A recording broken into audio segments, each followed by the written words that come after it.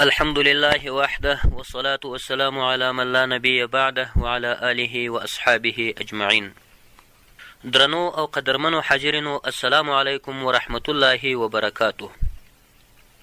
تیر درس کې موږ او تاسې د ایاک نعبدو و ایاک نستعین په ارتباط باندې وغږېدلو. نن به په اهدنا الصراط المستقیم دغه آیت شریف باندې وغږېږو. یو آیت شریف به ترجمه کوو او سوکه سوکه به په مخ باندې ځو انشاءالله. خدای جل جلاله دې وکړي چې تاسې د اورېدلو حوصله ولرئ او خسته نسئ. نو دلته مسلمان بنده ته الله جل جلاله د دعا طریقه ورښیي او دا ورته وایي چې اهدنا الصراط المستقیم. دا څلورم آیت ده د فاتحې یا د صورت شفا او یا د ام القرآن چې موږ او تاسې مخکې بیان کړی و او د هغو وجې مو هم بیان کړی وې. څلورم آیت شریف دا ده چې اهدنا الصراط المستقیم. مسلمان بنده الله جل جلاله ته د هدایت سوال کوي او دا ورته وایي اهدنا، هدایت وکړي موږ ته، لارښوونه وکړي موږ ته ای الله جل جلاله الصراط المستقیم، د هغه لارې چې هغه سیخه لاره ده. دغه یې تحت لفظي ترجمه ده. اهدنا، هدایت وکړي موږ ته ای الله جل جلاله الصراط المستقیم، د هغه سیخې او سیده لارې هدایت راته وکړي. دا د الله جل جلاله چې د مسلمان غوښتنه ده. اوس دغه هدایت کتابونو لیکلي دي چې هدایت چې ده دا په درې قسمه باندې هدایت ده. یعنی هدایت 3 درجې لري. څو درجې؟ 3 درجې لري. اوله درجه د هدایت دا ده چې الله جل جلاله ټولو مخلوقاتو ته هدایت کړی ده او لاره یې ورښولې ده. دا د هدایت اوله درجه ده. ګوره، که انسان ده، که حیوان ده، که نبات ده، که جماد ده، او که غازات دي، او که هوا ده، او که ځمکه ده، که اسمان ده، که ستوري دي، که سپوږمۍ ده، که لمر ده، او که حشرات دي، که وحوش دي، که طیور دي، که عالم علوي ده، که عالم سفلوي ده، او که ځمکه او اسمان ده، او ما فیها او ما علیها دي، هغه شیان او ما منها، کوم شیان چې په ځمکه کې دي، په اسمانو کې دي، د ځمکې له جملې څخه دي، د اسمانونو له جملې څخه دي، او د خدای جل جلاله یا نور مخلوقات دي چې موږ او تاسې په عالمین کې خبره وکړه. دا ټولو ته الله جل جلاله هغه عام هدایت، اوله درجه د هدایت چې ده هغه عام هدایت ده، هغه الله جل جلاله هغو ته کړی ده. ځکه قرآن کریم په دې باندې ناطق ده. الله جل جلاله په قرآن کریم کې فرمایي وَإِن مِّن شَيْءٍ إِلَّا يُسَبِّحُ بِحَمْدِهِ وَلَكِنْ لَا تَفْقَهُونَ تَسْبِيحَهُمْ. وَإِن مِّن شَيْءٍ، او نه د هیڅ شی، الا یسبح بحمده، مگر تسبیح وایي په حمد الله جل جلاله باندې، ولکن لا تفقهون تسبیحهم، ولکن تاسې د دوی په تسبیحاتو باندې نه پوهیږئ.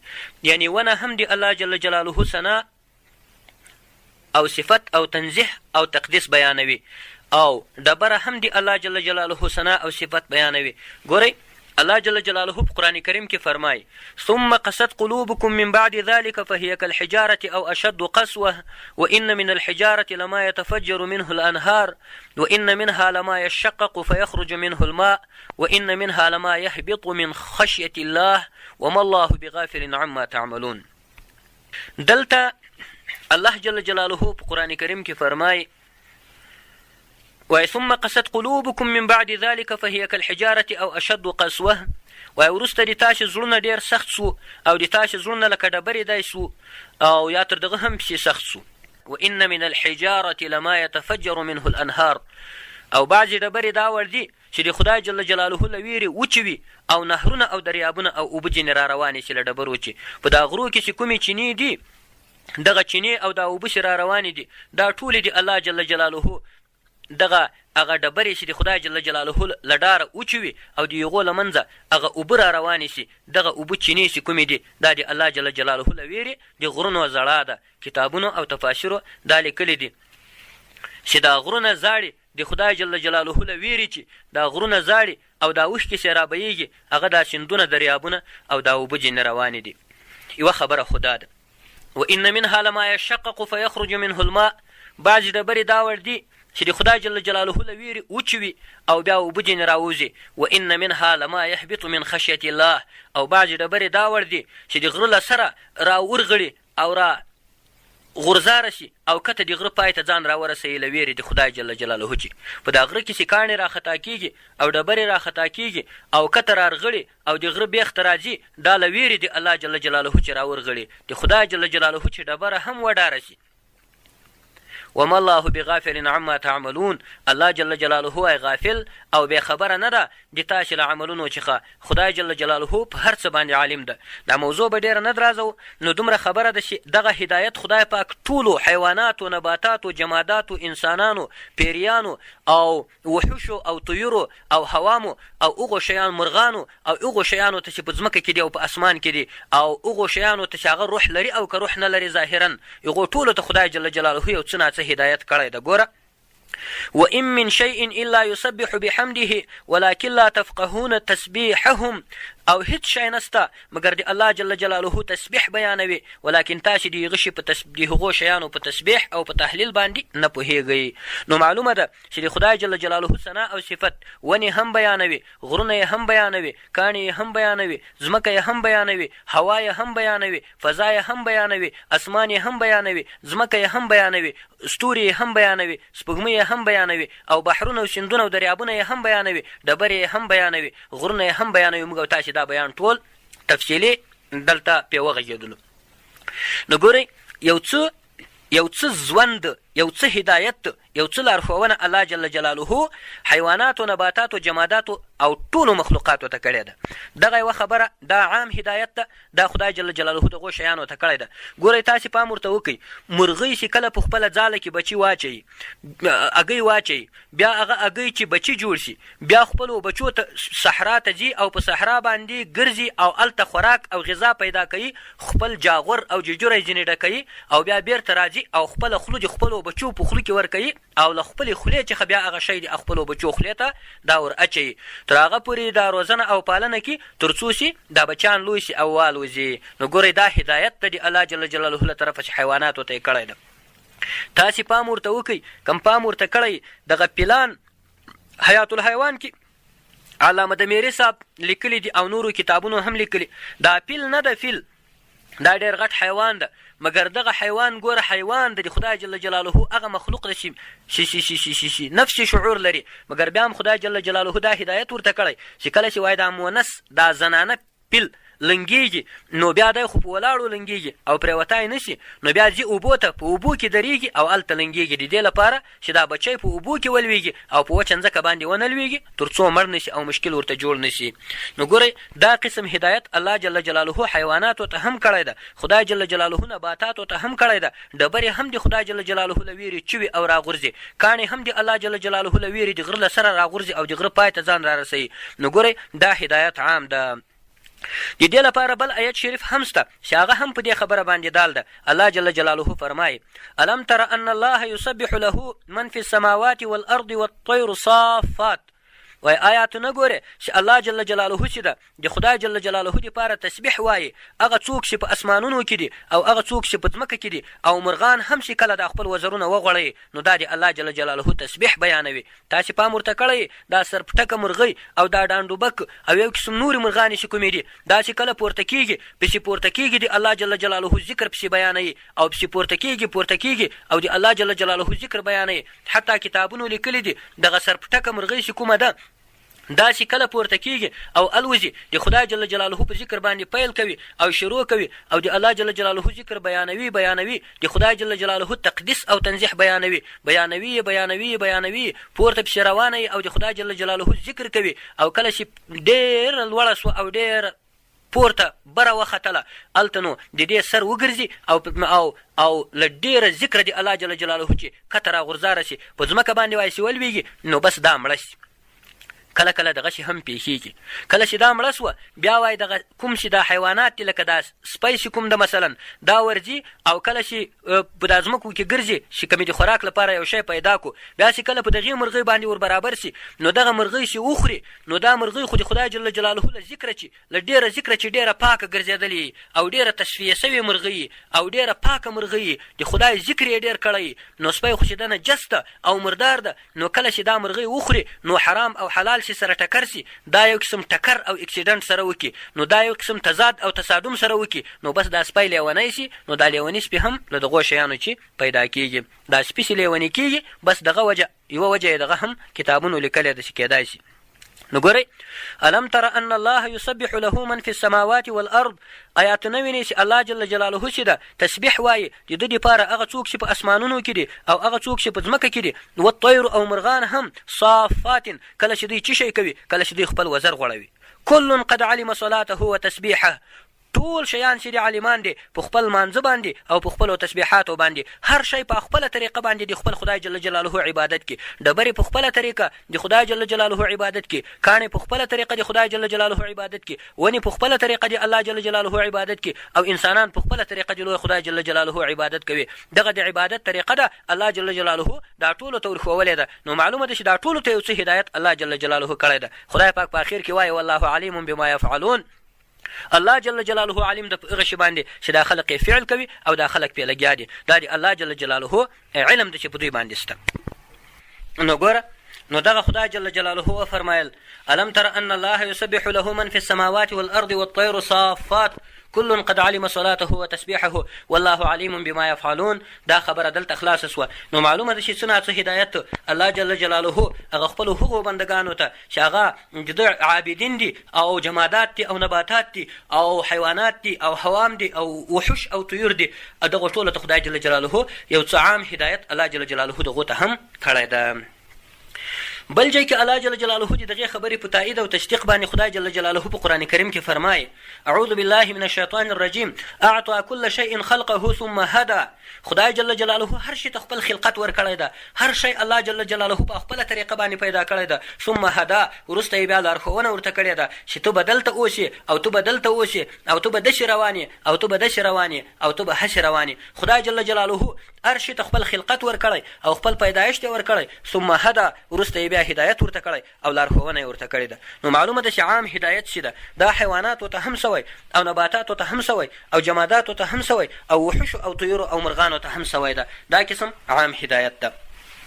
دغه رنګه الله جل جلاله ګوره خدای جل جلاله په صورت اعلا کې په اخري سپاره کې الله جل جلاله یو ځل بیا هم فرمایي بسم الله الرحمن الرحیم سبح اسم ربک الاعلى الذي خلق فسوى والذي قدر فهدى سبح تو تسبیح ووایه ای محمد صلی الله علیه وسلم اسم ربک الاعلى په نامه د رب دې ته چې هغه اعلی ذات ده الذي خلق فسوى هغه خدای جل جلاله چې انسانان او مخلوقات یې ټول پیدا کړي دي فسوى نو هغه یې برابر کړي دي والذي قدر فهدى او والذي هغه ذات ته خدای جل جلاله قدر چې هر شی اندازه کړی دی فهدا نو بیا یې هدایت هم ورته کړی ده. نو ګوره هدایت جماداتو ته هم سوی ده عام هدایت چې د نباتاتو ته هم سوی ده انسانانو ته هم سوی ده حیواناتو ته هم سوی ده پیریانو ته هم سوی ده او ثقلینو ته او عالم علوي او عالم سفلوي ته دا ټولو شیانو ته حتی غازاتو او دخانونو او بخارونو او دګو ته او نفتي موادو او تیلو او اوبو ته هم الله جل جلاله څه ناڅه هدایت کړی ده دې ته عام هدایت ویل کېږي. د دې خبرې په ارتباط باندې مولانا جلال الدین محمد بلخي رحمت الله تعالی علیه په مثنوي شریفه کې یو بیت ویلی ده هغه بیت دا ده وای خاک و آب و باد و آتش بنده اند بامن و تو مرده با حق زنده اند خاک و آب خاور او اوبو و باد و آتش او باد او اور بنده اند دا ټول د خدای جل جلاله بندگان بامن و تو مرده با حق زنده اند لما او تا سره مړه دي ما او تا خو مړه بولو مګر با حق زنده اند له خدای جل جلاله سره ژوندي دي الله جل جلاله یې پیژني خدای پاک پې خبر ده چې دا ټول شیان چې دي دا ژوندي دي. او د دې خبرې په تایید باندې ګوره الله جل جلاله په قرآن کریم کې بل ځای هم فرمایي ان كل من في السماوات والارض الا آتي الرحمن عبدا وای ان کل من فی السماوات والارض، وای نه ده هر هغه شی چې په اسمانونو او په ځمکه کې ده، خو مګر الا آتی الرحمن عبدا، مګر راځي خدای جل جلاله ته په خپله بندګي سره. ټول شیان د الله جل جلاله عبادت کې، ټول شیان د الله جل جلاله په تسبیح باندې. ګوره احادیثو کې راځي چې نشهیي مواد فرض یې که لکه چرس او لکه بنګ او دغه تریاق او کوکنار او دغه شیان چې څوک په ځمکه باندې کوي، دغه چې د مقصد مسئله ده چې دا مکروه ده. وجه وایي دا ده چې دا د خدای جل جلاله له ذکره چې دا ځمکه باسي. کله چې ته دغه مواد پې وکړې، دغه شی خو د انسان عقل زائلوي او خراب شی ده او نجس شی ده. نو کله چې ته په ځمکه باندې وکړې، نو هغه ځمکه دې څه شی کړه؟ د الله جل جلاله له ذکره دې ویستله. ځمکه چې د خدای پاک له ذکره ووتله، نو دا تاوان خو تا پېښ کړو. نو معلومه ده چې خاوره هم د الله جل جلاله ذکر کې، او ډبرې هم د الله جل جلاله په ذکر لګیا دي، او ونې هم د الله جل جلاله په ذکر لګیا دي، او مرغان خو لا ژوندي دي، اخو نو خامخا د خدای جل جلاله په ذکر باندې لګیا دي. نو دغه د هدایت اوله درجه ده. الله جل جلاله دغه ټولو شیانو مخلوقاتو ته هدایت کړی ده، او دغه اوله درجه ده. او الله جل جلاله دا عام هدایت دا ټولو مخلوقاتو ته کړی. او پاته سو یو بل قسم هدایت چې هغه دومه درجه ده د هدایت. هغه هدایت الله جل جلاله ذوی العقول ته، یعنی هغه کسانو ته چې عقل لري، دومه درجه هدایت الله جل جلاله ذوی العقول ته کړی ده، او د عقل له خاوندانو سره ارتباط لري. دومه درجه د هدایت هغه اوله درجه خو موږ تاسې بیان کړه چې هغه عام هدایت و. الله جل جلاله ټولو مخلوقاتو ته هدایت کړی و او لارې ورښولې وه. دومه درجه هدایت چې ده هغه هدایت ته چې د عقل له خاوندانو سره ارتباط لري، لکه انسانان او پیریان چې الله جل جلاله عقلونه ورکړي دي او خدای جل جلاله مکلف ګرځولي دي، هم انسانان هم پیریان. الله جل جلاله په قرآن کریم کې فرمایي: یا معشر الجن والانس ان استطعتم ان تنفذوا من اقطار السماوات والارض فانفذوا لا تنفذون الا بسلطان.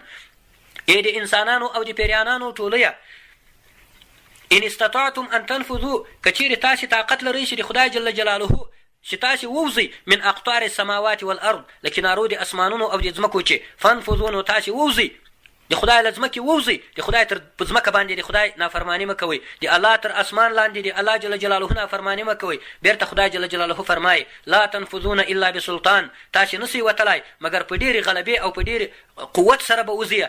نو هغه قوت خو له تاسې سره نشته، هغه قوت خو له الله تعالی سره ده. او داسې جای تاسې راوښیاسته، داسې جای خو موجود نه ده چې ورې د الله جل جلاله ځمکه نه ده. داسې جای خو نشته چې ورې د خدای جل جلاله خدایي نشته، العیاذ بالله. داسې جای خو نشته چې ورې د خدای جل جلاله قدرت نشته. نو تاسې که وځئ د خدای جل جلاله له ولکې، د الله جل جلاله له قلمروه، او د خدای جل جلاله له پادشاهي او له ملکیته چې نسئ وتلی.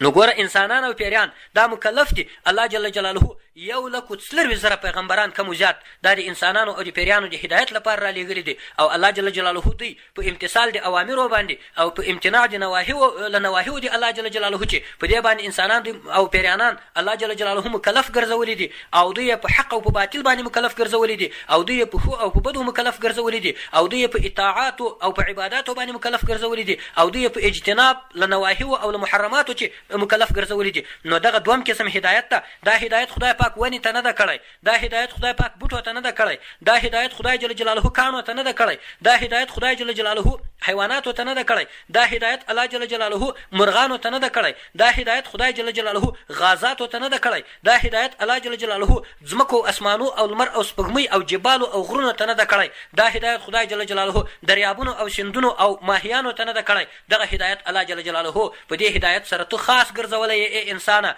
الله جل جلاله تو مکلف ګرځولی ای انسانه. خدای جل جلاله تا ته پیغمبران را لېږلي ای انسانه. الله جل جلاله د تا د نافرمانی او د تا د فرمان په ارتباط باندې خبره کړې ده ای انسانه. ګوره قرآن کریم چې را لېږو الله جل جلاله فرمایي: إنا عرضنا الأمانة على السماوات والأرض والجبال فأبين أن يحملنها وأشفقن منها وحملها الإنسان إنه كان ظلوما جهولا. خدای جل جلاله انسان مکلف ګرځولی، پیره مکلف ګرځولی ده. دغه دوم قسم هدایت ده. دغه هدایت د پیغمبرانو په وسیله باندې انسانانو او پیریانو ته کول کیږي. سورت جن کې به بیا بیان راشي ان شاء الله، بیا به د پیریانانو په موضوع باندې وغږیږو ان شاء الله مفصل. دغه هدایت الله جل جلاله انسانانو او پیریانو ته کړی. دا دوم قسم هدایت ده. هغه اول قسم هدایت خو چې و هغه عام و ټولو مخلوقاتو ته الله جل جلاله کړی و. موږ تاسې آیت شریفونه په دغه ارتباط باندې وویل. دوم قسم هدایت چې ده هغه دا ده چې خدای جل جلاله پیغمبران را لېږلي دي، او دغه دنیا ته یې رالیږلي او د هدایت لپاره یې رالیږلي او پیریانو او انسانانو ته یې رالیږلي. الله پاک فرمایي وما خلقت الجن والانس الا لیعبدون، ما نه دي پیدا کړي پیریانان او انسانان مګر د دې لپاره مې پیدا کړي دي چې دوی د ما عبادت وکړي. دغه عبادت دغه قسم هدایت دغه دوم قسم هدایت ته الله جل جلاله پیغمبران رالیږلي دي. 314 رسولان او ټول 1,40,000 کم زیات پیغمبران الله جل جلاله رالیږلي دي. بعضې په قرآن کریم کې راغلي دي او اکثر یې په قرآن کریم کې نه دي راغلي. بیا به پرې وغږیږو انشاءالله. اوس درېیمه درجه هدایت، درېیم قسم هدایت چې ده، درېیمه درجه د هدایت چې ده دا خالص له متقیانو او له پرهیزګارانو سره ارتباط لري او الله جل جلاله متقیانو او پرهیزګارانو ته د پیغمبر په وسیله باندې هدایت چې کوم ده په هغه کې خو هم دی داخل دي مګر له هغه را په دې خوا خدای پاک مستقیم هدایت هم ورته کوي په خپله باندې. دې ته توفیق هم ویل کېږي او الهام هم ورته ویل کېږي. توفیق څه ته ویل کېږي؟ جعل الاسباب موافقة للمطلوب، چې خدای جل جلاله دې تا له مطلوب سره موافق تا ته اسباب برابر کړي. دغه هدایت که خدای پاک تا ته وکړو ای انسانه نو دا به بیا ته څه شی سي؟ بیا به ته د خدای پاک خاص بنده جوړیږي. دا هغه درېیمه درجه هدایت ته چې له متقیانو او پرهیزګارانو سره ارتباط لري او دې ته توفیق هم ویل کېږي. دست دادن کسی را در کار خیر، له چا سره د خیر په کار کې کومک کول دغه ته توفیق ویل کېږي. الله جل جلاله د خیر په کارو کې تا ته کومک درکړي دغه ته درېیمه درجه هدایت ویل کېږي. الله جل جلاله خپلو نیکو او خاصو بندګانو ته دغه درېیمه درجه هدایت دا ور په برخه کوي. د دې د اثبات لپاره د دې خبرې د اثبات لپاره د قرآن کریم کې الله جل جلاله فرمایي ومن یؤمن بالله یهدي قلبه. یو آیت شریف دا ده څوک چې په الله جل جلاله باندې ایمان ولري، ومن یؤمن او څوک چې ایمان راوړي بالله په الله جل جلاله باندې یهدي قلبه، الله جل جلاله به د ده زړه ته هدایت وکړي، یعنی د ده زړه به هغه مهتد جوړ کړي او د ده زړه به هغه د هدایت حاصلونکی او قبلونکی جوړ کړي. ده ته به مستقیما دی به د خیر په کارو باندې ور برابرېږي، دی به په نیکو کارو باندې ور برابرېږي، دی به د الله په رضا باندې ور برابرېږي، دی به د رسول الله صلی الله علیه وسلم په اطاعت باندې ور برابرېږي، دی به په اتباع د سنتو باندې ور برابرېږي، دی به په احترام د امامانو باندې ور برابرېږي. دا څه شی ده؟ ومن یؤمن بالله یهدي قلبه. څوک چې په الله جل جلاله باندې ایمان ولري یهدي قلبه، الله جل جلاله به د ده زړه ته هدایت وکړي. دغه ډایرکټ هدایت ده، دا مستقیم هدایت ده، د الله جل جلاله له لورې هدایت ده. خدای پاک په خپله باندې بې له واسطې د یو چا زړه ته هدایت کوي. دا درېیمه درجه هدایت ده، الله جل جلاله متقیانو او پرهیزګارانو ته ور په برخه کوي. یا بل آیت په قرآن کریم کې راځي والذین اهتدوا زادهم هدی، والذین او هغه کسان اهتدوا چې دوی قبلېدا د هدایت کړې ده زادهم هدا ورزیات کړی ده الله جل جلاله دوی ته هدایت لارښوونه. ګوره دوی د ایمان په نور باندې ژوند کوي، د ایمان په نور باندې چلیږي، د ایمان په نور باندې کینی، د ایمان په نور باندې ولاړیږي او د ایمان په نور باندې د ژوند کاروبار وي، د ایمان په نور باندې د آخرت چارې سرته رسوي، د ایمان په نور باندې د دنیا چارې سرته رسوي او د ایمان په نور باندې ولاړ او ناست وي. دغه سړی چې کوم ده د دې لپاره حضرت رسول اکرم صلی الله علیه و آله وسلم فرمایي اتقوا فراسة المؤمن فانه ينظر بنور الله. تاسې وایي ځان وساتئ له زراکت او له فراست او له زرنګوالي او له ظرافته د مؤمن او د مسلمانه چې فانه ينظر بنور الرحمن یا فانه ينظر بنور الله. دا سړی دا مسلمان او دا مؤمن چې کوم ده دا د خدای په نور باندې روان ده، د الله په چراغ او په رڼا باندې روان ده. خدای جل جلاله د ته لاره روښانه کړې ده. دا هغه مستقیم هدایت ده چې الله جل جلاله د ته کړی. یا مثلا قرآن کریم کې بل آیت ته الله جل جلاله فرمایي خدای جل جلاله د دې درېیم درجې هدایت په ارتباط باندې په قرآن کریم کې فرمایي څه فرمایي والذین جاهدوا فینا لنهدینهم سبلنا وان الله لمع المحسنین. هغه کسان چې دوی د موږ په لاره کې مجاهده کوي، هغه کسان چې دوی د موږ په لاره کې کوشش کوي، الله جل جلاله فرمایي هغه کسان چې دوی د موږ په لاره باندې روان وي او دوی د موږ په لاره کې هاند و هڅې کوي او د موږ لپاره یې دا ژوند وقف کړی او د ما په لاره باندې روان وي، خدای جل جلاله فرمایي لنهدینهم سبلنا خامخا به موږ دوی ته وروښیو هغه خپلې لارې وان الله لمع المحسنین او بېشکه الله جل جلاله د نیکانو او د پاکانو او د صالحینو ملګری ده.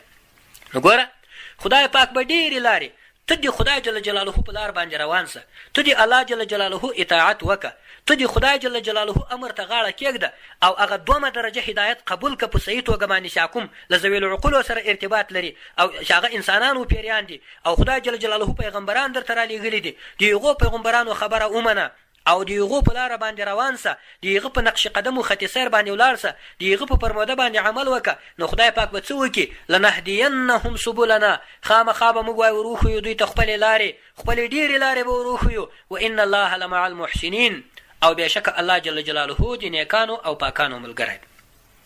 تاسې پام ورته کړی ده، یو شاعر وایي ته مې ګمراه بوله خو زه ستا په لاره نه ورځم، ما ډېرې لیدلې د جانان د کلي لارې دي. پیر محمد کاروان خبره کړې ده، وایي ته مې ګمراه بوله خو زه ستا په لاره نه ورځم، ما ډېرې لیدلې د جانان د کلي لارې دي. نو ګوره څوک چې الله جل جلاله ته تسلیم سي او خدای پاک ته غاړه کېږدي او الله جل جلاله ته ځان تابع کړي، نو که څوک هر څه ناپوه ورته وایي، بې عقل ورته وایي، ګمراه ورته وایي او مبتل ورته وایي او هر څه شي ورته وایي، مګر دی د ده زړه حق ته تسلیم وي، الله جل جلاله یې منلی، خدای جل جلاله ته تابع وي او دا ورته وایي چې ته مې ګمراه بوله خو زه ستا په لاره نه ورځم، ما ډېرې لیدلې د جانان د کلي لارې دي. خدای جل جلاله به د خپل کلي لارې ورته وښیي، د خپل جانان، د خپل محبوب، د خپل معشوق، د الله جل جلاله چې هغه د مسلمان اصلي محبوب او معشوق الله جل جلاله ده او خپله ټوله مینه مسلمان په الله جل جلاله پورې تړلې ده، د الله جل جلاله لارې او سبل او هغه لارې چې خدای جل جلاله خپلې خاصې لارې بللې دي هغه به دوته الله جل جلاله روښیي. وان الله لمع المحسنین، او بېشکه الله جل جلاله د نیکانو، پاکانو او د محسنینو د دغو ملګری ده. اوس نو ګوره، اوس په قرآن کریم کې چې رسول الله صلی الله علیه وسلم ته خدای جل جلاله فرمایي انک لا تهدی من احببت، ای د خدای پیغمبره ته هدایت هغه چاته نشې کولی چې ته مینه ورسره ولرې، یعنې د تا هدایت د تا کار نه ده، ای د خدای پیغمبره ته هدایت نشې کولی هغه چاته چې هغه ته مینه ورسره لرې، هغه ته هدایت نشې کولی. دغه خبره چې خدای پاک نبي علیه السلام ته کړې ده، په دې کې دغه 3 درجه هدایت مراد ده. دغه منفي هدایت چې دا ته نشې کولی ای پیغمبره، دا 3 درجه هدایت ده چې خدای جل جلاله ورته ویلي دي چې دا مستقیم هدایت، دغه ډایرک هدایت، دغه سیده هدایت، دا 3 درجه هدایت چې دا مستقیم یې زه ورته کوم، دا د تا کار نه ده ای پیغمبره صلی الله علیه وسلم، بلکې دا د چا کار ده؟ دا د الله جل جلاله کار ده. که خدای جل جلاله چاته هدایت وکړو بس ورته سوی ده، او که الله جل جلاله هدایت نه ورته وکړو څوک هدایت نشي ورته کولی. ګوره من یهده الله فلا مضل له ومن یضلله فلا هادی له، چاته چې الله جل جلاله هدایت وکړي نو هغه د هغه دپاره ګمراه کوونکی نشته، څوک یې نشي ګمراه کولی. ومن یضلله، او هغه څوک چې خدای جل جلاله یې ګمراه کړي فلا هادی له، د هغه دپاره هادي نشته، هېڅوک هدایت نشي ورته کولی. چې خدای جل جلاله چاته هدایت نه وکړي انسان هدایت نشي ورته کولی. کوم قسم هدایت؟ دا 3 درجه هدایت چې ده دا انسان نشي ورته کولی. پاته سو هغه 2 درجه هدایت چې هغه د پیغمبر په وسیله باندې کول کېږي او پیغمبران هم دا خلکو ته لارښوونه کولی شي. هغه دا ده چې دغه نیک کارونه کوئ، دا بد کارونه مه کوئ، دا کار مکروه ده، دا کار حرام ده، دا کار مفسد ده، دا کار مبتل ده، او دا کار چې د ناروا ده، او دا کار چې د فرض ده، دا کار چې د واجب ده، دا کار چې د سنت ده، دا کار چې د مستحب ده، دا کار چې د مباح ده. دغه کارونه چې کوم دي او دغه احکام چې کوم دي دا الله جل جلاله په هغه 2 درجه هدایت کې رالیږلي دي. او پاته سو چې زړه یې منور کېږي. ګوره چې زړه یې منور کېږي، دا د زړه منور کېدا او دغه مستقیم هدایت دا د الله جل جلاله له طرفه ده. دا 3 درجه هدایت ده چې الله جل جلاله د انسان درجې ور باندې بلندې کوي، او د خدای پاک جل جلاله او د بنده ترمنځ دا هغه هدایت ده چې الله جل جلاله چې انسان هر څومره لوړي او حتی ولی او د خدای پیغمبري او ډېر غټ سړی، مګر بیا هم خدای جل جلاله ته په لمانځه کې څه وایي؟ اهدنا الصراط المستقیم. رسول اکرم صلی الله علیه و آله وسلم به 5 وخته په هر لمانځه کې دغه خبره کوله چې اهدنا الصراط المستقیم، خدای پاک موږ ته د سیخې لارې هدایت وکړي. نو نبي علیه السلام دا 3 درجه هدایت ځینې وخت له خدای جل جلاله چې که نه د خدای پیغمبر خو هدایت ته ضرورت نه لري، الله جل جلاله هدایت ورته کړی ده، مګر دغه 3 درجه هدایت چې ده دې ته پیغمبر هم ضرورت لري. پیغمبرانو هم خدای جل جلاله ته دا سوال کاوه چې خدای پاکه مستقیم هدایت چاته کوي او هغه بزړه کې انوار وراچي او درجې ور باندې بلندوي او مراتب به باندې لوړوي، خدای پاک هغه هدایت موږ ته وکړي. نو په دې هدایت کې دا عام هدایت دغه هدایت چې ده دغه پیغمبر دغه دریمه درجه هدایت چې دا خاص هدایت ده دغه هدایت پیغمبران هم غواړي له الله جل جلاله چې د خدای پاک ولیان یې هم له الله جل جلاله چې غواړي علما یې هم له الله جل جلاله چې غواړي پیران او حضرات او مشایخ او روحانیون یې هم له الله جل جلاله چې غواړي غریبان فقیران دیکانان مسکینان غریبکاران یې هم له الله جل جلاله چې غواړي پیوډالان خانان پیسهدار او شتمن خلک یې هم له الله جل جلاله چې غواړي دولتمن قدرتمن ځواکمن او قوي خلک یې هم له الله جل جلاله چې غواړي دا ټول خلک له خدای جل جلاله چې دغه یو قسم هدایت غواړي اهدنا الصراط المستقیم. نو محترمو حاضرینو نن دغه اهدنا الصراط المستقیم په ارتباط باندې د غومره غږېدا بس ده. سبا به بیا انشاءالله په صراط مستقیم کې وغږېږو، په اهدنا الصراط المستقیم کې غږېدا پاته ده، بیا به انشاءالله دا موضوع پسې یو څه روښانه کړو. د اوس لپاره د غومره بس ده. والسلام علیکم ورحمة الله وبرکاته. اقول قولي هذا استغفر الله لي ولكم ولسائر المسلمين وصلى الله تعالى على خير خلقه محمد وآله وصحبه أجمعين.